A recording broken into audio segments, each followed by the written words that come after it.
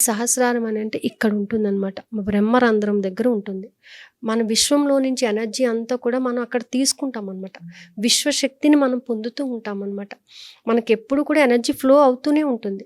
Energy is neither created not destroyed but change into another forms కదా. ఒక్క స్థాయి నుంచి ఇంకో స్థాయికి వెళ్ళినప్పుడు ఎనర్జీ మారుతూ ఉంటుంది. ఆ మార్పు అనేది మనం యాక్సెప్ట్ చేయగలగాలి. ఆ ఎనర్జీ అనేది మనం పొందగలుగుతూ ఉండాలి. అలా పొందగలిగినప్పుడే సహస్రారం యాక్టివేట్ అవుతుంది. 1000 రేకులు కలిగినటువంటి ఒక పద్మం ఎంత అందంగా ఉంటుందో, సహస్రాల స్థితికి వెళ్ళినటువంటి మనిషి యొక్క రూపం కూడా అంతే అందంగా ఉంటుందన్నమాట. తన ప్రవర్తన కానీ, తన మాట తీరు కానీ అంతే అందంగా ఉంటుంది. ఫస్ట్ వైలెట్ కలర్లో ఉంటుందండి.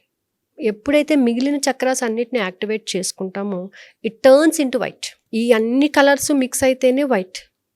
సో ఈ సహస్రారము అనేది ఏంటంటే mixture of all the chakras అనమాట. అన్ని చక్రాస్ని యాక్టివేట్ చేసుకుంటే వచ్చేటటువంటి అద్భుతమే ఈ సహస్రాల స్థితి అనమాట. అంటే అన్నిటినీ కూడా ఓర్చుకోగల, అన్నిటికీ తట్టుకోగల శక్తిని పొంది అన్నిటికన్నా అతీతంగా నిలబడగలవాడే సహస్రాల స్థితిని చేరుకుంటాడు.